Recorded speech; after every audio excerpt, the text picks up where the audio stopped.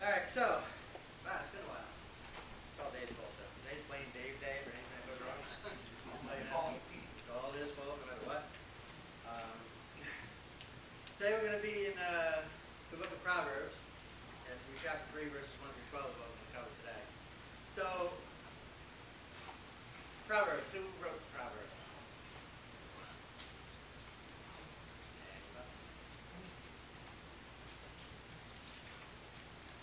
Say it louder. What's going on? Solomon wrote this. Right, King Solomon wrote most of it, that's correct. Alright, so, how could he write the book of Proverbs that's about wisdom, for the most part? Why?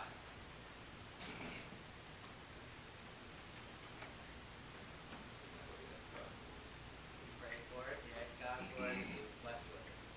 So, I don't know, if you do a history of Proverbs, it's going to take a while to do, so I'm not going to spend any more time on that.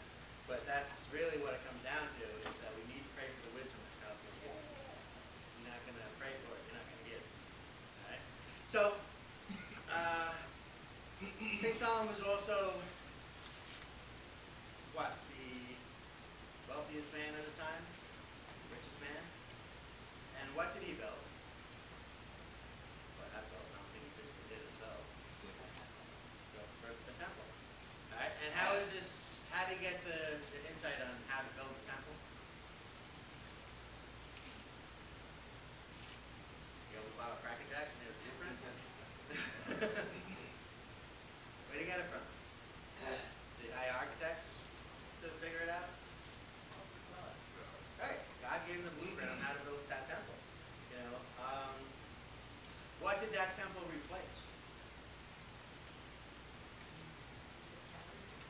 That's right, tabernacle. And so, King Solomon was inspired by God to write about wisdom, so that's where we get the book of Proverbs from.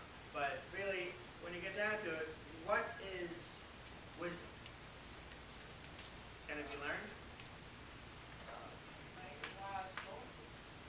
Okay, making wise choices, but can wisdom be learned?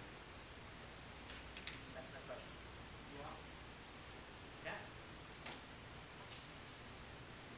Everybody agree?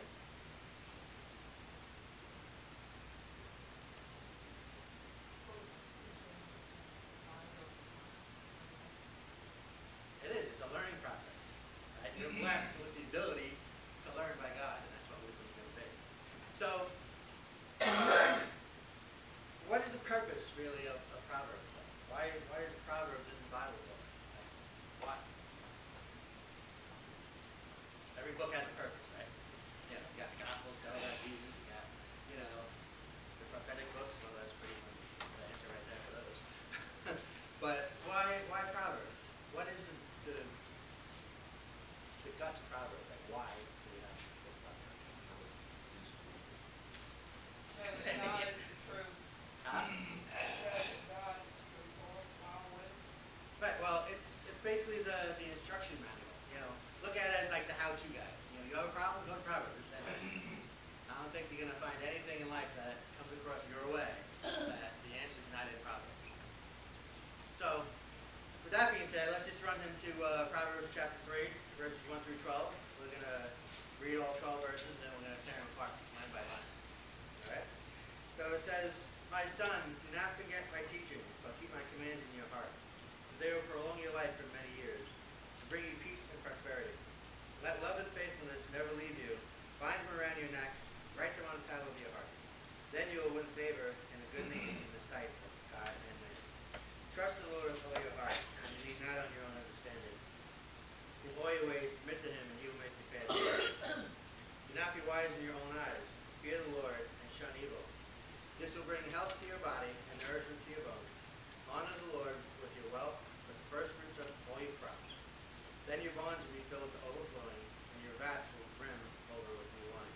My son, do not despise the Lord's discipline, and do not resent his rebuke, because the Lord disciplines those he loves, and the Father, the Son, he delights in." Let us pray. Lord, I want to thank you today. Just thank you for the book of Proverbs and all the lessons that are in it. And speak with us today and show us what you want us to do. And just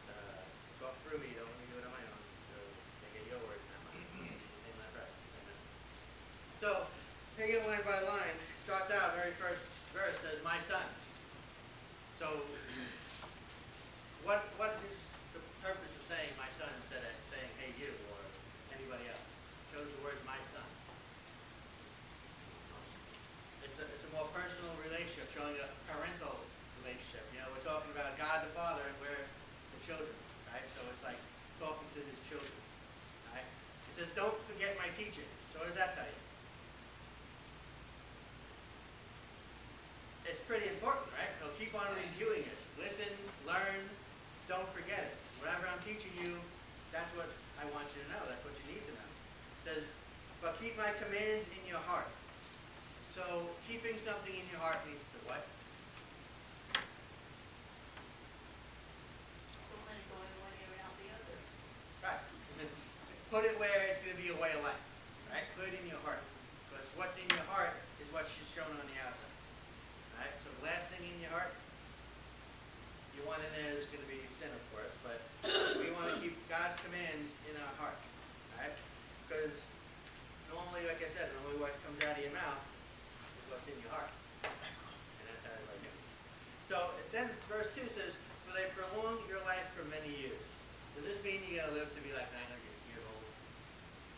No. What does it mean? It's a reward. It's a reward of obedience, right? You're going to prolong your life. But what are we talking about? We're not talking about your personal life. We're not talking about, Kevin's life, or Dave's life, or my life, or any particular life.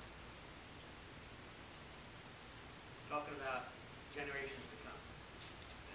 It's not, like I said, we're not going to be like Adam, who lived 160 years, I think it was. It's not going to happen. So, it's going to be like a generational continuance of growth. Okay? So, and bring you peace and prosperity. So, peace is what? We're talking about God. Well, peace should bring you what?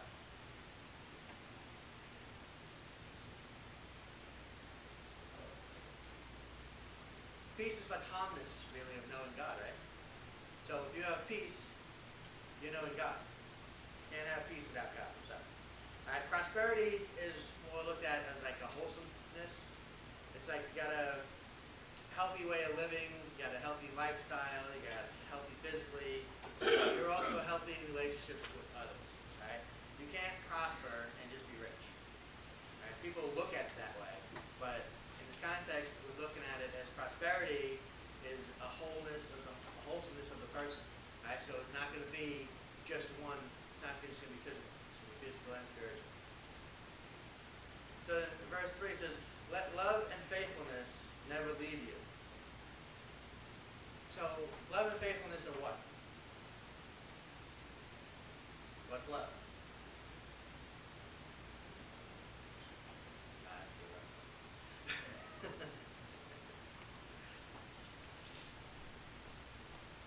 Alright, so now we're getting into the inner character of our hearts. Alright, so now it says, let love and faithfulness never leave you. So, God is love, is he not? That's what God is. God is love. Right? And we're to be faithful to God, and God is always faithful to us. So we never want to leave that behind. Right? We can't leave God behind, and we can't leave our faith behind. Why?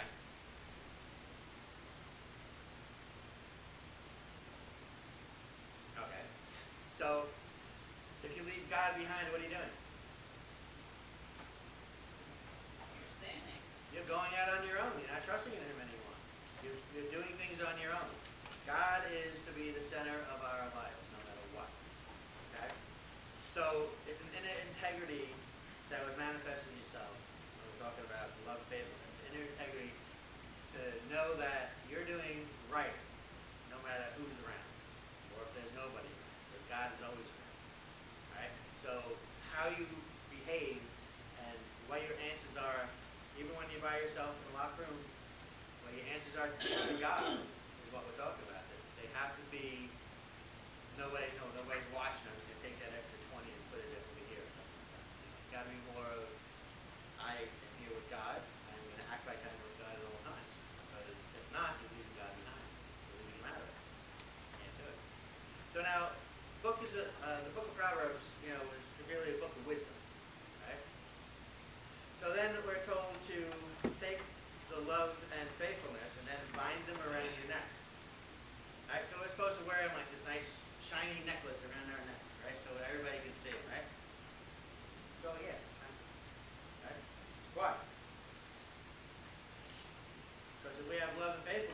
showing that we're of God.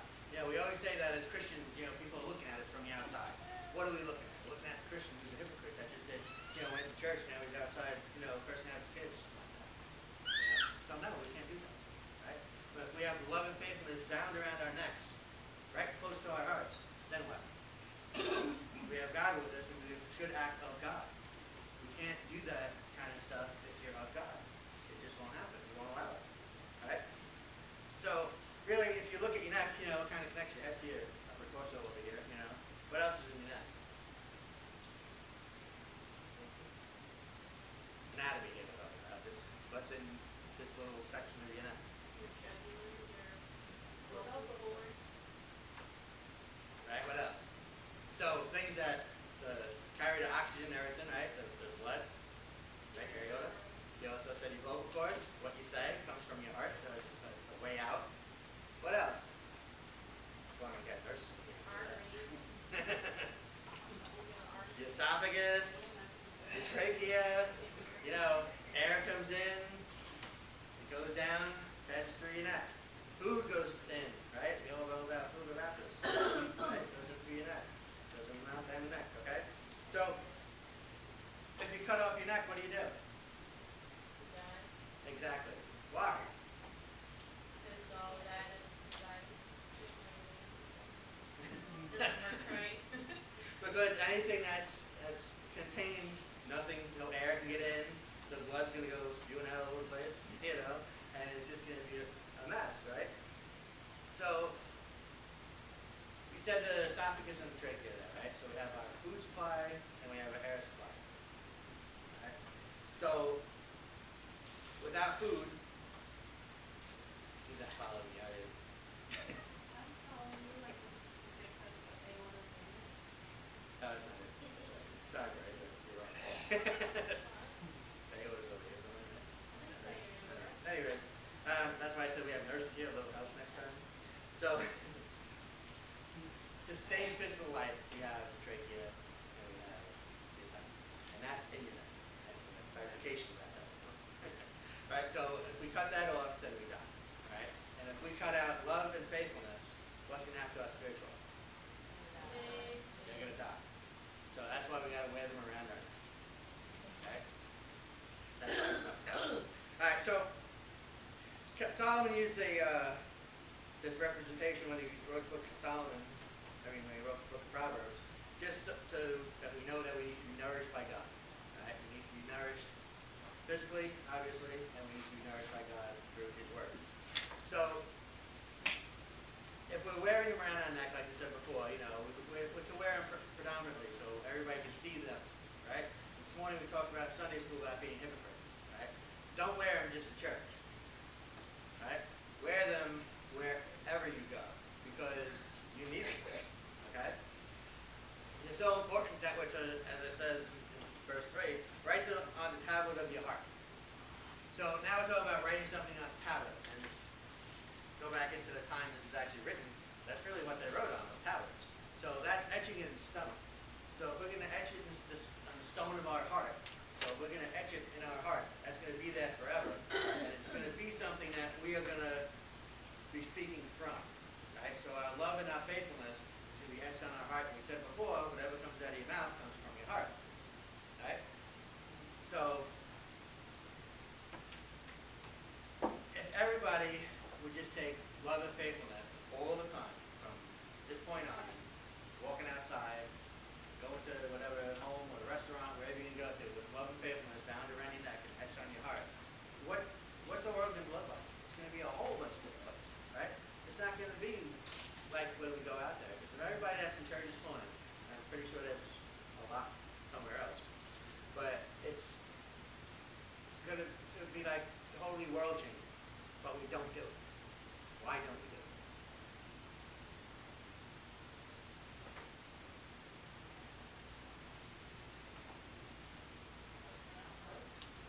Well, right, we're not perfect, but do we do it sometimes? Or are we doing it just when we feel like being a hypocrite because somebody new is in church, or we're going someplace else and we just came from church, so we got to act differently? You know, I mean, those are all good reasons to do it, but if it's not etched in your heart,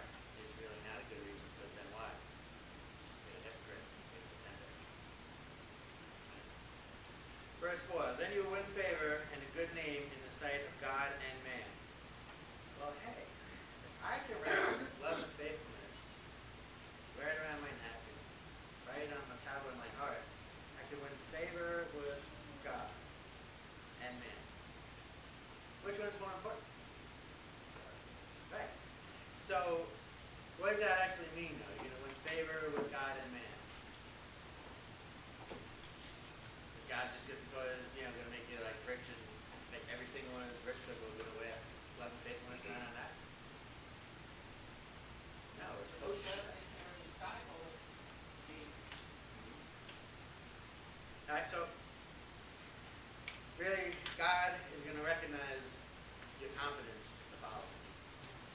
I mean, that's really all love and faithfulness is going to get us, with God. Really, he's going to know that you're confident to follow him. He's not going to reward you with the big mansion on earth and Maseratis in the driveway and everything else. He's going to say, yeah, all right, you're allowed to follow me. All you got to do is accept me. So, yeah, now you have love and faithfulness, now you're going to be able to follow me. But how you do it is to be a measure of that love and faithfulness. You do it just on Sundays? Well, how much do you have? You just said, how great is our God? I can't answer that question. You're beyond comprehension. And the love that we should have for him should be beyond our comprehension as well. But showing it really is a measure of what you have, right? Think about it. Self-check time. How well do you represent God? Wherever you go, whatever you do. That's a measure of love and faithfulness that you carry. I'm not going to smear my fingers, but I like the next one, verse 5. Trust in the Lord with all your heart. What does that actually mean? Trust in the Lord with all your heart.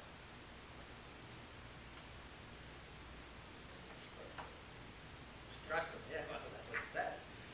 So really give it to God. Have faith in what he's going to do. And then what? Thank him when you're done. No matter what the outcome is. We always say,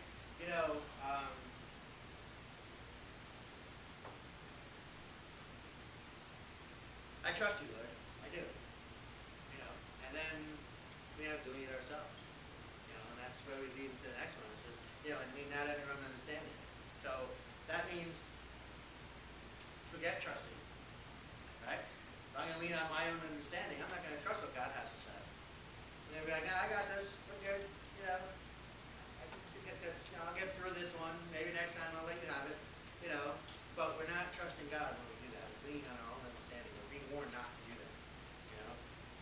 So yesterday morning, I was sitting there and I was reading through chapter 1 of Proverbs. I got to verse 7. And the only thing I got out of that was God just knows it all. Proverbs 1:7 says, the fear of the Lord is the beginning of knowledge, but fools despise wisdom and instruction. So the fear of the Lord is what? Don't mean that you run away from him and you're afraid of him. It's giving him reverence for who he is. Giving him respect of being God. Right? And that right there is the beginning of all knowledge. Once you know who God is, and you know your place with God, that's when you start getting blessed with wisdom. We just said wisdom is knowledge, and it can be learned. So first we have to learn who God is. And God is the one that knows everything. You know nothing. And fools despise wisdom and instruction. So the fool, I mean one of them, would be sit there and go, nah, I got this. I don't need no help from nobody. I can do it all by myself. Nah, your idea. I don't want your idea. I got it in my head already how it's going to be. I can't do it wrong. I'm going to get it done. And those are the fools who are despising wisdom. Could be of somebody else. Could be God's wisdom. Could be, the instruction of somebody that has been doing it for, 30 years. But we sit there and we just say, no, I got it. Yeah, pretty foolish if you think about it. So then we get down to verse 6. It says, in all your ways submit to him. So, what does this actually mean? Submit to God. We say it, we hear it, we read it, but what does it actually mean? Turn it over to the Lord. That's what it means.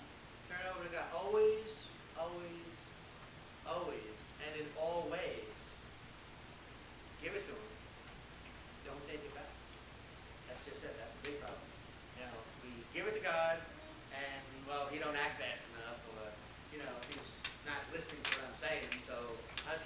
back, I got this one again, you know, we'll do that again next time, you know. And how many times we come up to the altar, we you know, get on our hands and knees and we pray to God and say, all right, God, I'm done with this, you take it, and then before we get back in our pew, we got it back already. You know, it happens all too much. We don't trust God. You know. I can't come up with the actual reason why we don't, we're sinners and we don't give it to Him. You know, give it to Him, you know, become pretty easy, I guess, you know, but taking it back, that's become even easier. You know, I mean, we always give it to God. We come to our hands and God, we're done. Give it to Him. Take this. And by the time we get back, then we got it. So the idea here is we got to submit to God, you know, be patient, and have the faith that we're writing right on that. We're etching the tablet of our heart that He's going to do what He wants to do, what He needs to do, not what we want to do. He's got a purpose for all of us, you know, and we have to have the faith that He's going to guide us into His purpose and not mine.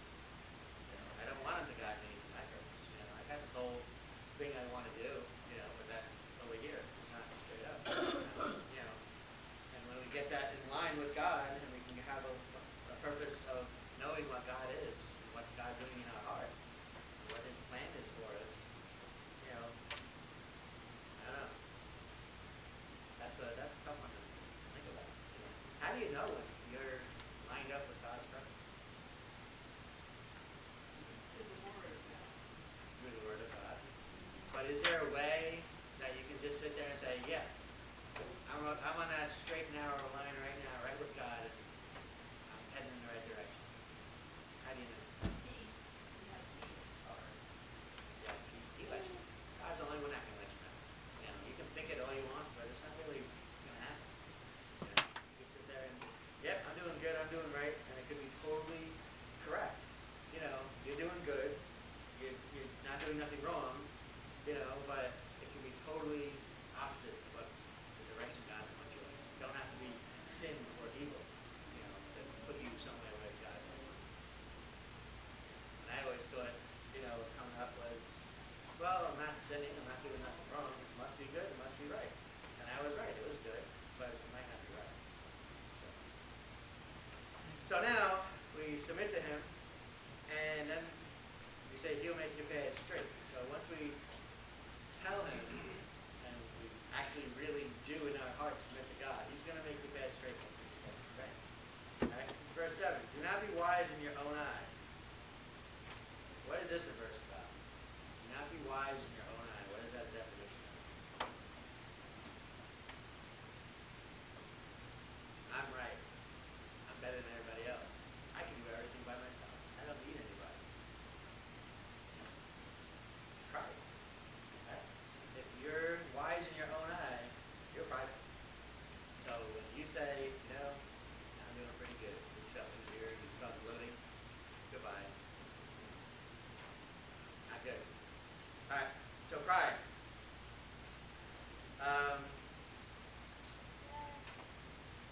If you see yourself as being wise, can you be?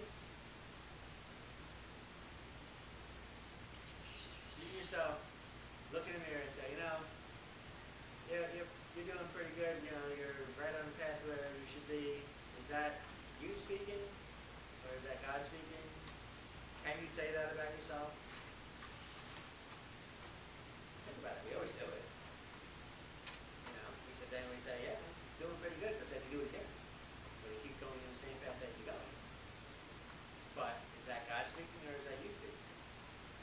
You know, it depends on your situation. And, I don't know, you sit there and you say it to yourself, and you gotta, you know, you're looking for your own approval. You have to. Right, so, fear the Lord and shun evil. So, like we said before, fear the Lord does not mean run and howl away from God because you're afraid of Him. Fear the Lord is giving Him the reverence and respect for who He is. And really, you know, we can't do that. You know, God is the creator of all things. He don't make everything. You know, He created everything. You know, we have factories that can make these pews, you know, carpet, whatever else, you know. And so He's given us that ability to make what He created. Right? So put it all together and you come up with something. But He created everything.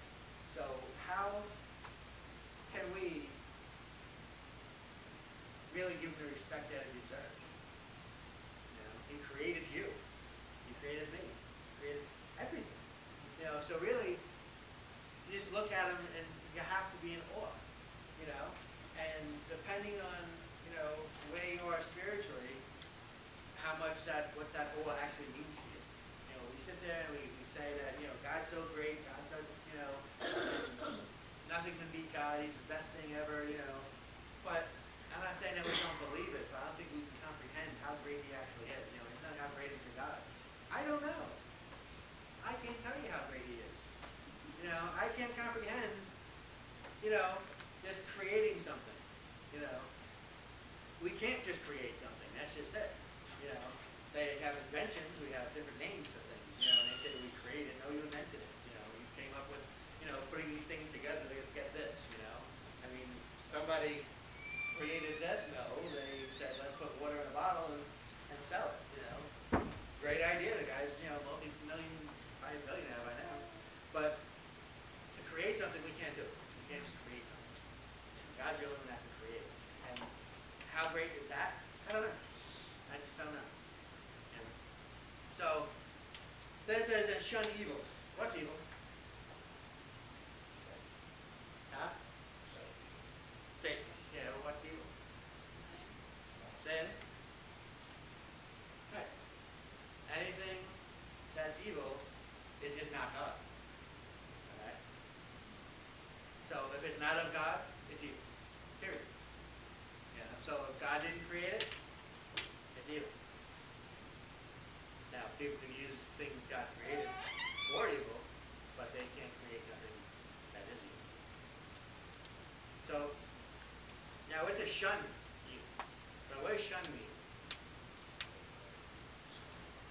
Stay away. So,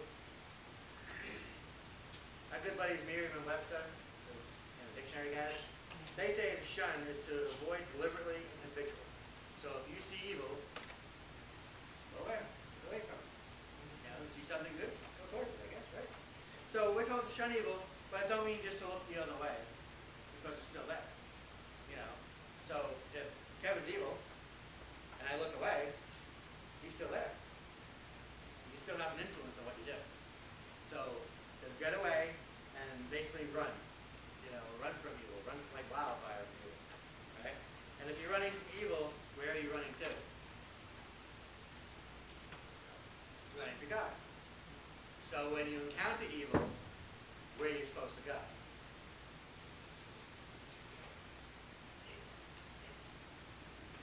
Right? To the Word of God. Right? You encounter evil, you go to the Word of God. Period. You know, I mean, it sounds like so easy and it's a no-brainer, but do we do it? No. Where do we go? Our spouse, our parents, our friends. You know, the ones that have all the answers. You know, that's where we go. But if we trust in God, we have faith and love etched in our hearts, and when we encounter evil, we go someplace else. I don't know, I don't get it. I guess that's just us being evil. So, verse 8 says, this will bring health to your body. So if we run from evil, shun it, it'll bring health to your body. So, evil is anything that's not good. So if we're shunning evil, it'll make our body healthy.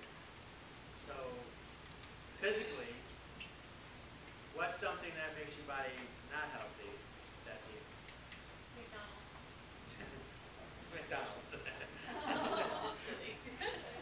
Well, that is true, but, you know, lucky, right?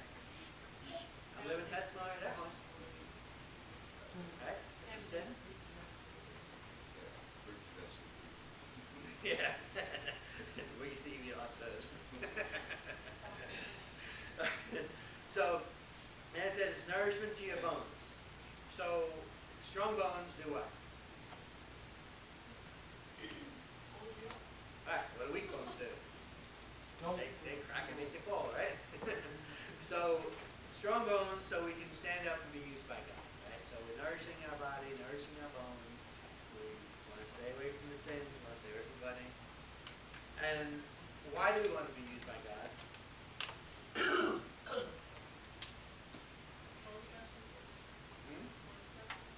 So why do we want to be used by God? We want to have good nourishment in our body. We want to put this love and faithfulness around our necks and etch into our tablets on our heart.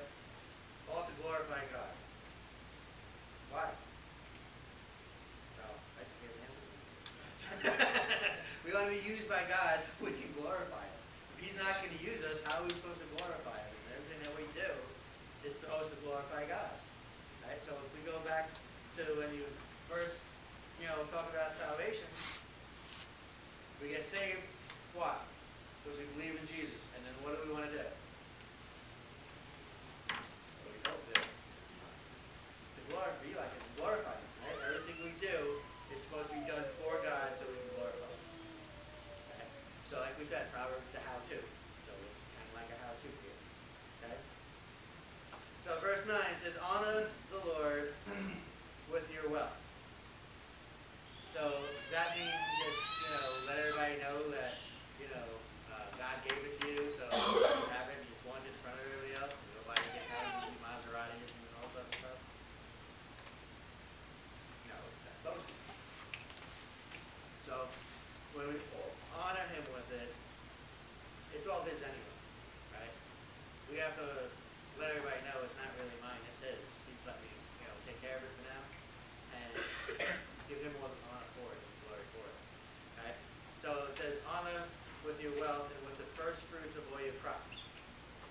So Deuteronomy 26 is what you give God the first and best portions of everything, correct? Of our harvest. But,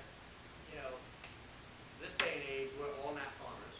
So we can't go get our first fruits and crops and all that and honor God with it. But we do work, we get paid money, and your payday, whether it's weekly or bi-weekly or monthly or whatever, that's your harvest. So take your harvest and give the first of it to God. Right? So your paycheck is your harvest because you're working all that. Should be working. You haven't,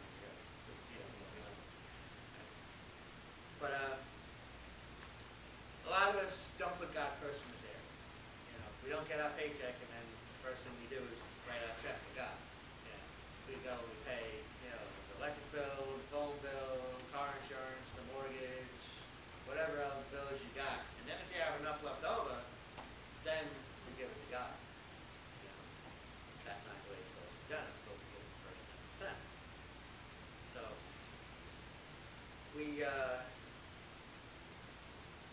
He created everything. He created that job that you're in.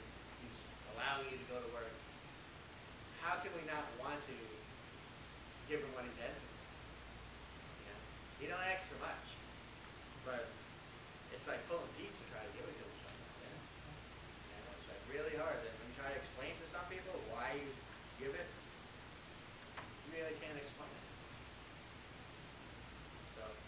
Alright, so here's a reason why. This shouldn't be the reason why you do it, but if we do give things to God, if we do from our hearts, because God loves a cheerful giver, right? Don't do it in strife. Just give it to Him because that's what you want to do in your heart. Right? It says verse 10, then your barns will be filled to overflowing and your vats will brim over with new wine. So if I give to God, does that mean I'm automatically going to have a lot more wealth? Does that mean that He's going to give you cash? What does that give you? By giving to God. What do you get? What do you get in return? Huh? Well, you're not even assured of that, right? It all depends on how you give it. Right? We just said that, God loves a cheerful giver. You give something and you don't want to give it, but you're giving it, we talked about it this morning too, motive. What's your motive for giving the money? What's your motive for, let's say you give them 10%, your paycheck comes, you write out a check for 10%, you give it to them, bring it to church, you drop it off, and that's it. And then you sit, go home, and you're waiting for, the mail to come, and it's not going to show up with a check. What's your motive for giving? That you want to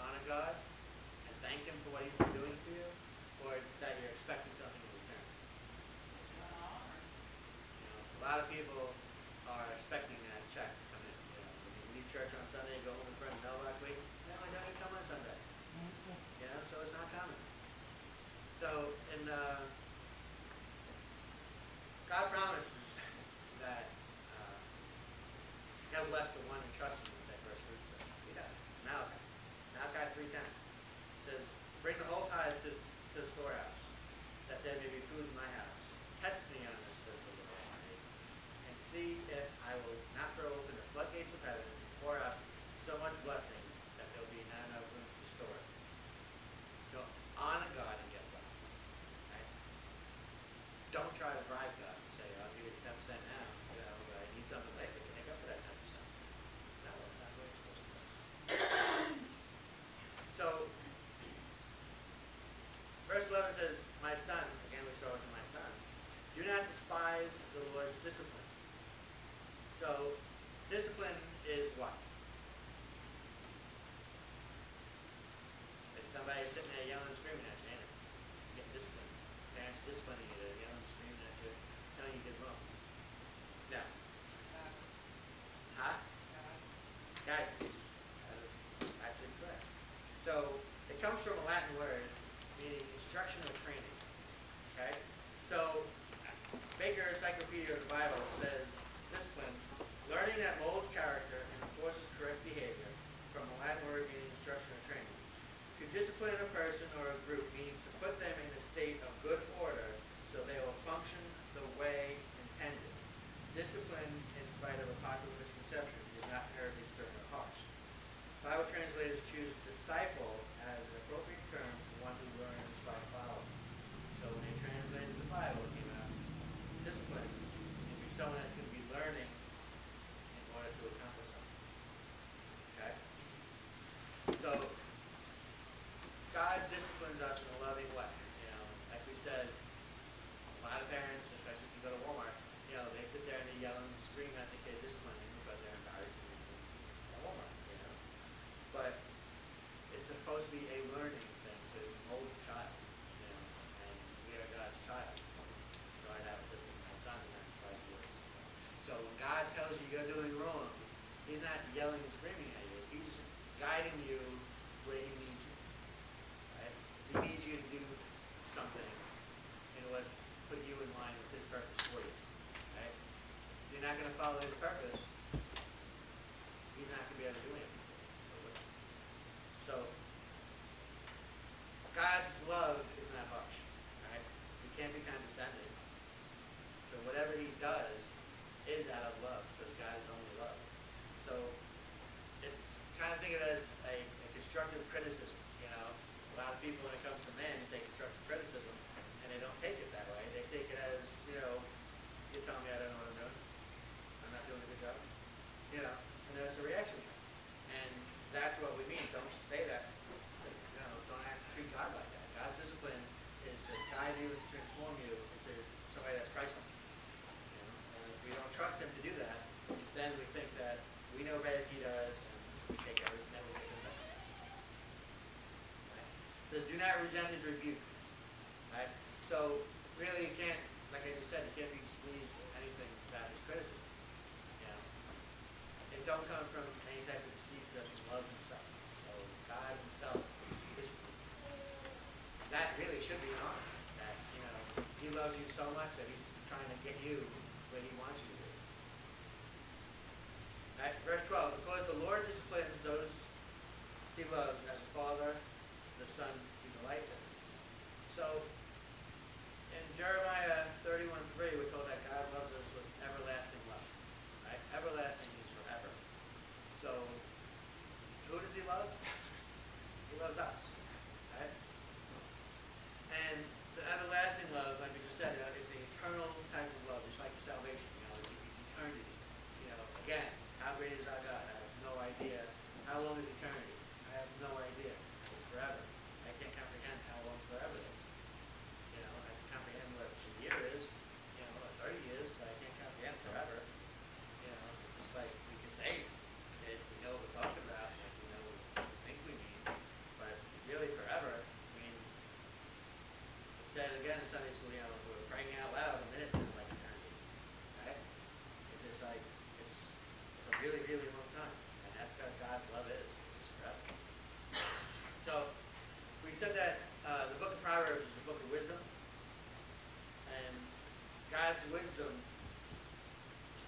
Solomon gave us the book of Proverbs.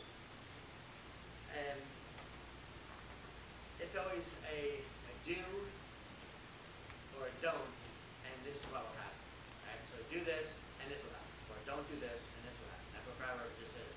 We just picked it up in the last 12 verses. Everything that he says, do this, the next verse or that would be this happens. Right? So don't forget his teaching, but keep his commands in your hearts. Right? Then he says, let love and faithfulness never leave you. Bind them and write them. Right? Bind them around, wear them around your neck, and write them on your heart, top of your heart. Trust the Lord with all your heart. Do not lean on your own understanding. Right? In all your ways submit to him. These are things he's telling us to do. Right? Do not be wise in your own eyes. Fear the Lord and shun evil. Honor the Lord with your wealth and first fruits. Do not despise his discipline. And do not resent his rebuke. So these are things that he was telling us to do and not to do. Only in the last 12 verses. Now, after each, see a blessing after each instruction. So, your obedience glorifies God. Right? So, if we listen to all these instructions that he's given us, there's blessings right after it that we can see what's going to happen. You know, so really, our obedience is going to show us what? But we're told to do all these things and we follow them. We know what's going to happen already, right? It's right there. Let me go back. So, let's go back to verse 1. Take a quick, let me get that.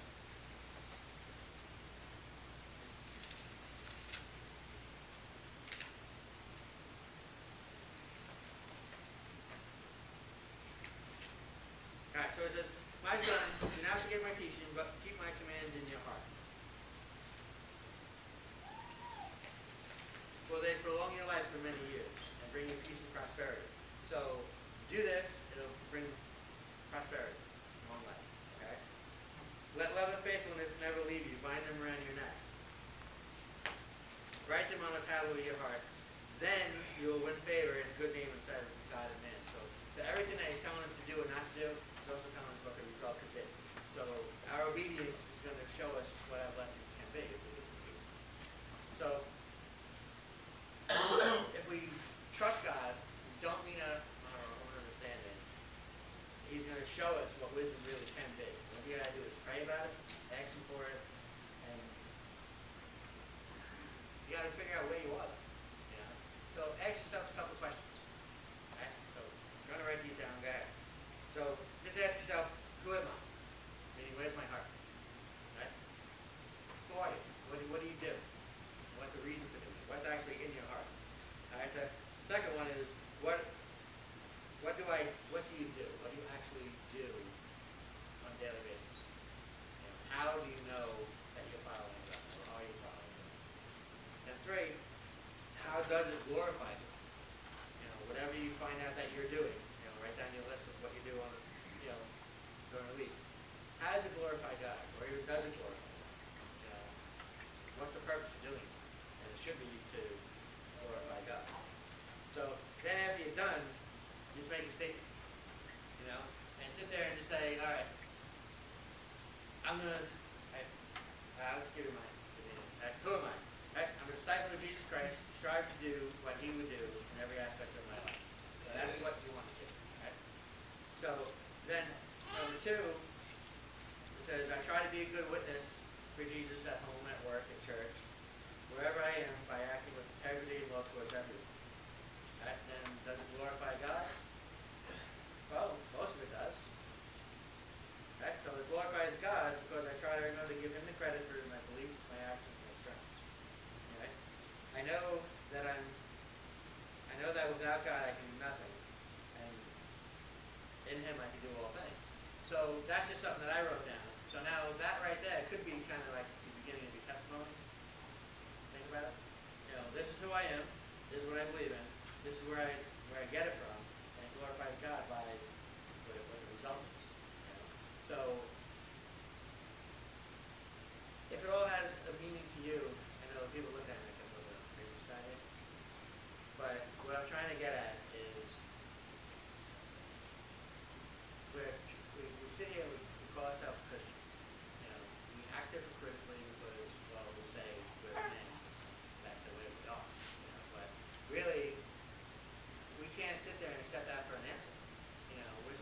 Christ-like. You know, Christ-like can't be hypocritical. You know, when we find ourselves being hypocritical, we need to change our ways. You know, and everybody goes through life saying, well, you know, I really don't know how to handle this situation, or how to not be hypocritical about this. You know, Book of Proverbs has tons and tons and tons of, I think it has just about everything we can encounter really, and have the answer to get out of it. Right? So, the biggest one, you know, Proverbs 3, 5, and 6. I mean, a lot of us got to memorize. But if you do trust in the Lord with all your heart, you know, we talk about all your heart. I'm not just saying, like I said on Sunday. But if you just keep on trusting Him, He's going to make your path straight. You know, give it to Him. Don't take it back. And just let Him have it. You know, we say that we want to grow the church. We say we want to do a whole bunch of other things. And be involved with other churches. But we're not trusting God to do that. You know, it's, I mean, people are working hard at doing it, but not everybody's on board. Not everybody's moving ahead. You know, everybody needs to get back in line. You know, with God. You know, I'm talking to myself right now. I've been bumping up the wall for a while. You know, but it's just hard to get back into the mind of things. You know, I started reading the Book of Proverbs. It's opened up my eyes a lot. You know, it's only been a couple of days I actually started reading it. You know, and went back to verse 1 yesterday, and posted that one. You know, 1:7 up on Facebook. You know, and I sat there and I prayed and just told God, do what you want. You know, I'm ready to listen. You know, about 2 hours later, I got a text saying, hey, you got to preach tomorrow. You know, so instead of coming up with excuses because I'm busy, I got my own plans to do today. You know, it's just like an automatic yes, and I just sat there basically in awe. You know, how great is our God? That's pretty great. Yeah, thanks. You know, so I just want to let everybody know that Book of Proverbs is a good place to start. You know, today. You know, you start reading from chapter 1 and go all the way through. It's a book of instruction. You know, so I'm just gonna sit there and I'm gonna dwell on that for a while. So that's personal experience. So I guess we can go home now. Or after 12. Everybody's getting hungry. But let's just close out. Lord, thank you for everything that you do.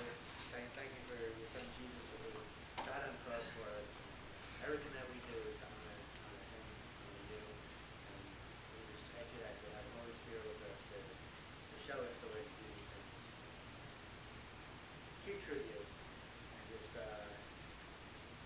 thank you for the Book of Proverbs.